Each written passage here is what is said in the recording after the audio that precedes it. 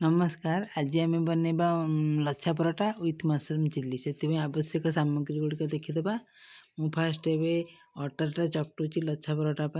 मुझे गोटे आधा किलो अटा नहीं आधा किलो मैदा से चकटापी कि आधा लिटर क्षीर गोटे कप दही किसी अजवाइन आउ कि कस्तूरी मेथी मो निज टेस्ट बढ़ापी मुझे पकई आ लुण स्वाद अनुसार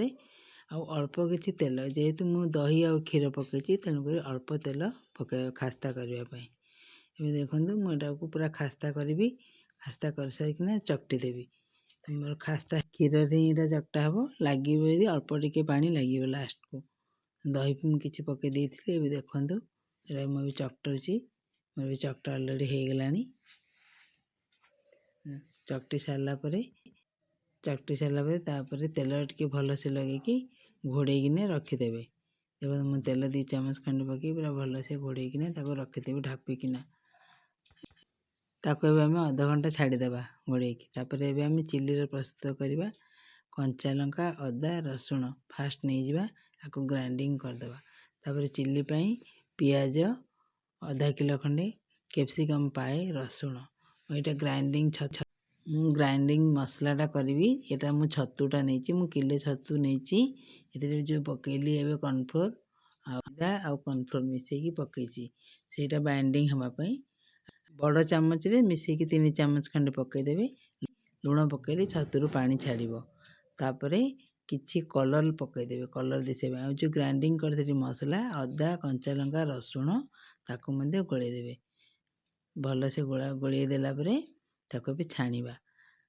गोलेला सांगे सांगे लुण पकईकी छाणीबे लुण पकईकी रखिली छतु पानी बाहर देखो मुझे सांगे सांगे पकईली छाणिकी भी बाहर करी हाई रे छाणीबे छतु लो रे छाणिले पूरा पानी बाहर छतुर बहुत पानी बाहर मुझे बटम छतु नहीं आपन बटम छतुरे भी करेंगे भल लगे एमती करी सब छतु गुड़ा बाहर करी एवं मु सस तार रेडी करची मु 1.5 मीडियम चामच रे 1.5 चामच सोया सॉस नहीं स्वाद अनुसार ने टमाटो सॉसटा भी निजे स्वाद अनुसार ने जेहेतु ये चिली आइटम तेणुक सोया सॉसटा टी चाइनीज आइटम बोली सोया सॉस टी अधिक पड़ी एवं आम कड़े पुणी तेल पकेबा तेल पकईकी तादे कटा होता कंचा लंका रसुण पकईदेवा भाजी होगला कि भाजी होगला आम पियाज पकईदेवा पियाजटा अधा टिके भाजी गले कैप्सिकम पकईबा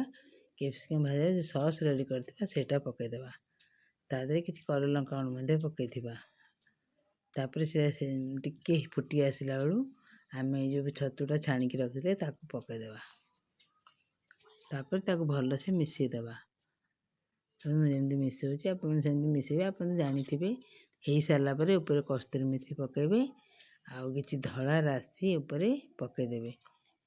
धनिया पत्र आप इच्छा हेल्ले पकईबे ना ना चाइनीज आइटम तो धनिया पत्र पड़ेनी यदि आप इच्छा आप पकई पारती देखो पकईकी रेडी करदेली मशरूम चिल्ली एवं चलते आम लच्छा परोटा बनवा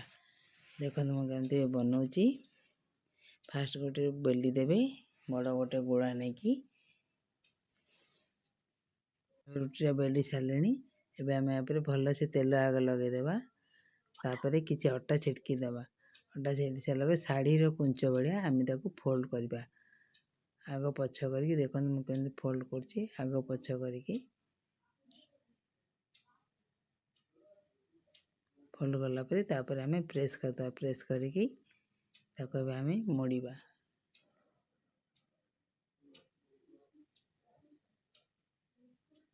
देखो मैं यहाँ बेलि यार लेयर रही आपको सेकिला बेले हार्ड सेका रही तेणुक आना लच्छा परोटा बेली बेली सारापर मुझे तावा गरम करची तावा पकईदेवी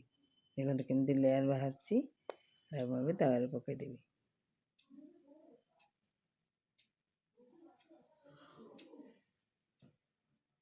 हो आसला लच्छा परोटा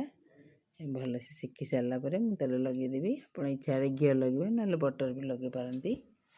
मु रिफाइन तेल लगे फ्रीडम रिफाइन तेल